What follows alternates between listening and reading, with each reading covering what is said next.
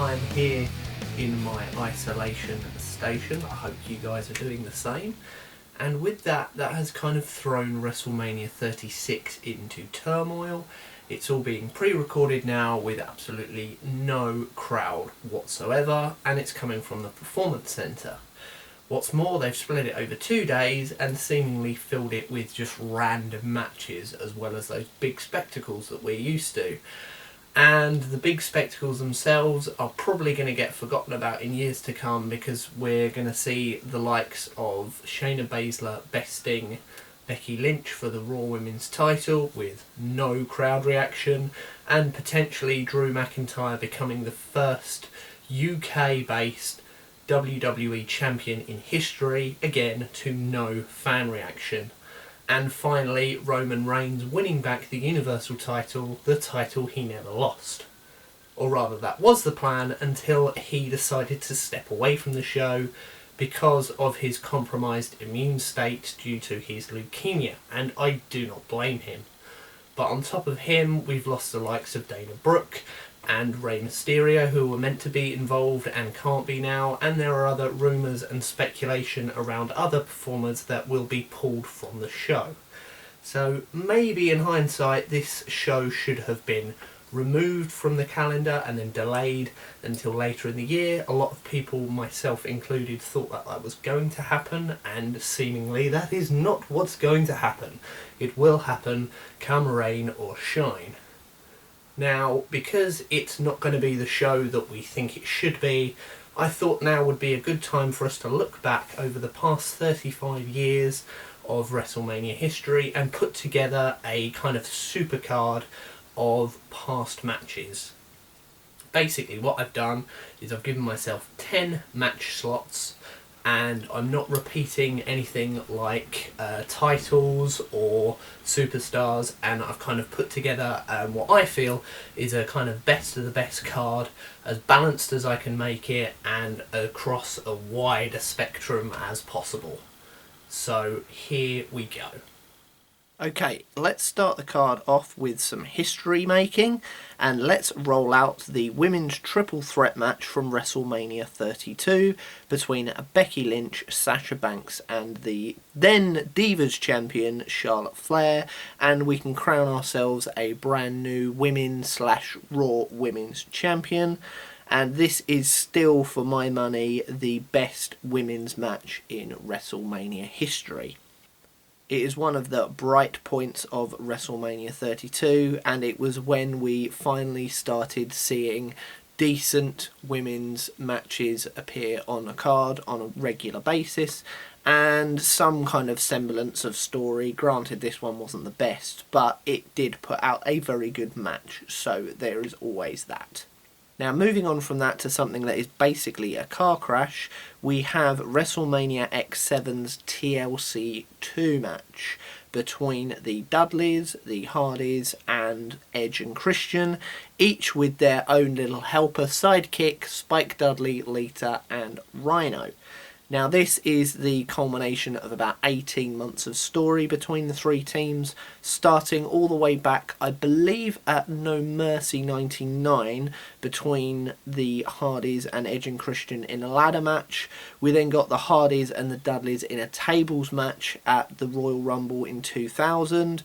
We then got the triangle ladder match at WrestleMania 16, which led to the first TLC match at that year's SummerSlam, and it is all kind of coming to a head here. After this match as well, the Dudleys eventually kind of join the Alliance, and the other four guys kind of make their way in kind of the singles divisions. So this is sort of the swan song for these three teams all feuding with each other as teams, and what a hell of a way to go out. Keeping up the brutality, next up we have WrestleMania 13's no disqualification submission match between Bret Hart and Steve Austin, which was just a masterclass in how to beat the holy hell out of each other, quite frankly. There was enough technical sides to this from Bret and a little bit from Austin. There was enough violence in this as well. Obviously, we get that brilliant moment towards the end with Austin's bleeding face, and the brilliant double turn as well, cementing Bret Hart as a whiny, miserable, entitled heel, and seeing Austin as this kind of valiant, never give up babyface character. Right, it's time to go a little bit more technical. I like my card to be nice and balanced, and it is time to go as far back as we are going to go with these, all the way back to WrestleMania 3, the Intercontinental title match between Savage and Steamboat. Now, when I put this list together, I did rewatch this match, and it's maybe not as good as I remember it being, and maybe as good as people talk about it, but considering the time frame and considering it's still very, very watchable now, you could pretty much put this on most cards, on most shows. Yes, it is a little bit basic in terms of its storytelling, but the way Savage gets heat just by constantly throwing Steamboat about and outside the ring and targeting the neck, it is very well done, and a brilliant, valiant babyface win at the end to make the crowd lose their minds, basically. What more can you ask for? Sticking with the technical side of things, we have the Euro-Continental Triple Threat match between Kurt Angle, Chris Benoit and Chris Jericho from WrestleMania 16. Yes, I know technically this is another Intercontinental title match, but it's also a European title match, and it's my video, so shut up.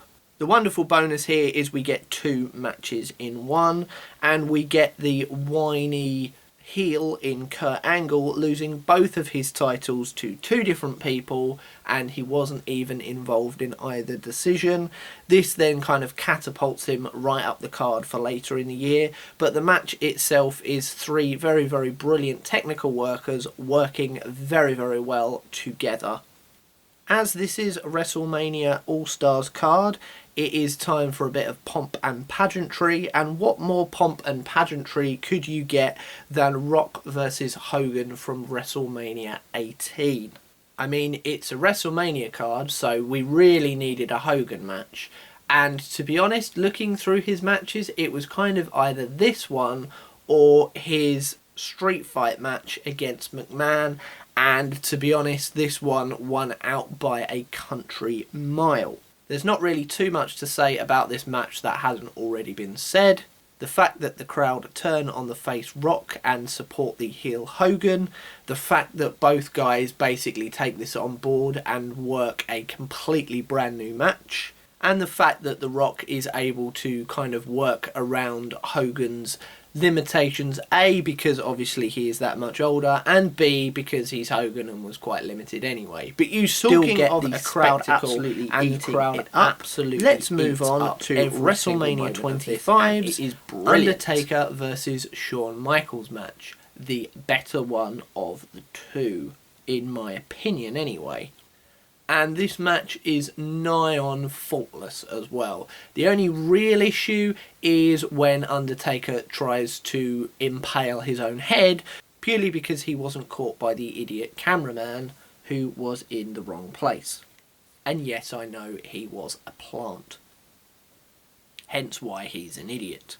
But the symbolism of this match, the kind of heaven and hell, good and evil side of it, we also don't have the kind of messiness of streak versus career and what that entails. The crowd isn't too burnt out by this either because it's not too far into the show, unlike 26's match. And I know I kind of ragged earlier about the Savage Steamboat and it being kind of simple storytelling. That's effectively what we have here, but it just works this time around. Right, I think we need a bit of a palate cleanser, and what more cleansing could there be than Lesnar versus Goldberg from WrestleMania 33? This Universal title match is just basically big move, big move, big move, big move, big move, big move, big move, big move, finish, end, done. There's not really much more to say about it.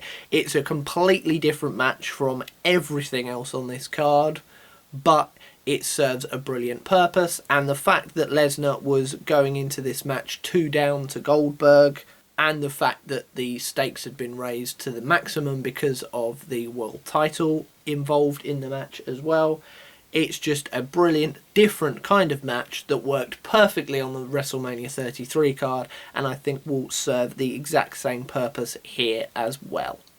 Let's go back a few years to WrestleMania 22 and to arguably the first decent women's match in Mania history, Trish Stratus versus Mickie James for the women's title. Now this and the earlier match actually from WrestleMania 32 that I mentioned don't really need to be considered as women's matches, if you like. They are just two very, very decent matches and deserve to be on this card. It's a shame it took 22 attempts for there to be a women's match worth talking about, and it is more of a shame that there was then a 10-year gap before there was another decent women's match worth talking about, but what can you do? But this match cements Mickie James at the top of the card. It's a brilliant culmination to the kind of creepy fan stalker angle that they were doing, and for once they didn't just give the win to the babyface, they gave it to the new star, which they needed to do, and it really helped establish her as a credible threat within the women's division at the time. And finally the main event, and what more of a main event could there be really than the triple threat WWE title match from WrestleMania 30, Randy Orton, Batista and Daniel Bryan. Now obviously with this we don't have the context of Daniel Bryan opening the show like he actually did at WrestleMania 30, but we still have him coming in injured. He was coming in injured anyway into WrestleMania as a whole. We still have Triple H getting involved and trying to screw him over. We have the screwiness with the ref as well, and we have Daniel Bryan overcoming two hand-picked faces of the company to win the big one at WrestleMania and ultimately send the fans home the happiest they probably ever have been sent home from a WrestleMania. And that is why I ended up picking this match over anything else to close the show. There's not really been a match that has delivered as a match and also delivered as a moment and given that kind of a feeling to an audience, I don't think ever at WrestleMania, and that is why this has to be in there. That's why it's my main event, and there's not really anything else to say about it. So there we are, that was my sort of 10 match card, sort of super card WrestleMania of the past 35 years. Please let me know what you think about it in the comments below. If you've got any suggestions for matches that you could kind of swap out and put in there yourself, or maybe you want to come up with your whole 10 match card yourself, please also let me know as well. Till next time though, my name has been Edward, this has been Pixels and Pinfalls, and I will see you later. Goodbye. Thanks very much for watching. If you like this video, please give it a thumbs up. To keep up to speed with everything we're doing, you can find us on Facebook and follow us on Twitter. If you wish to support us financially, you can do so over on Patreon for as little as $1 per month. Finally, don't forget to subscribe to the channel and ring the bell icon so that you don't miss out on any future videos. Till next time, we'll see you very soon. Goodbye.